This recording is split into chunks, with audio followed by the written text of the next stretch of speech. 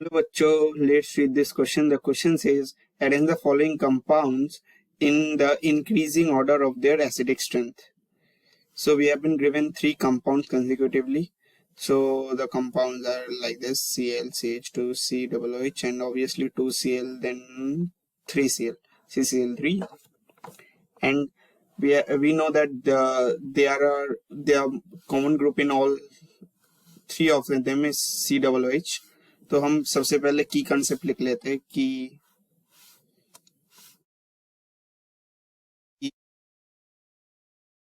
Concept, जो की concept हम यहाँ पे लिख सकते हैं वो होगा बेसिकली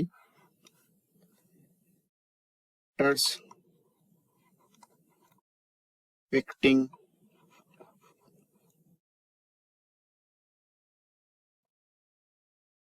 एसिडिक स्ट्रेंथ। तो हमें सारे फैक्टर्स जो एसिडिक स्ट्रेंथ के हैं वो एक बार हम फिर भी लिस्ट आउट कर देते हैं। एसिडिक स्ट्रेंथ होगा, मैं यहाँ पे लिंक चेंज कर लेता हूँ। Acidic strength is proportional to stability of conjugate base।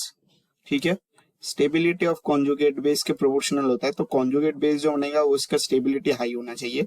अगर एसिडिटी हाई चाहिए तो इसके ही हम जो मेन फैक्टर जो जिससे डिसाइड होगा स्टेबिलिटी ऑफ कॉन्जुगेट बेस वो होगा -I, -M, -H। सो इन तीनों के डायरेक्टली प्रोपोर्शनल है और ये इलेक्ट्रॉन विथड्रॉइंग ग्रुप है।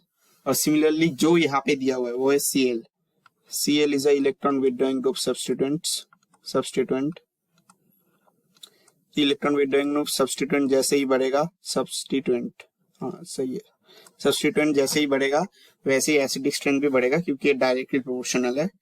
तो COOH का जो कॉन्जुगेट बेस होगा, C लिख देते हैं, COOH H प्लस डोनेट करेगा तो ये COO minus. So this is the basically the conjugate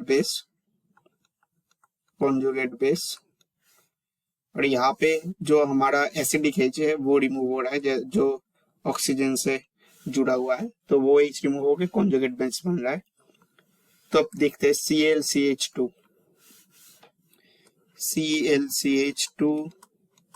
then COO minus. तो ये तो मतलब डायरेक्ट ही हम बोल सकते हैं, जैसे ही मतलब आपका Cl जितने बढ़ेंगे उतने ही आपका एसिडिटी भी बढ़ता जाएगा। तो आपको डायरेक्टली समझ में आ जा रहा है कि आंसर क्या होगा, CCl3।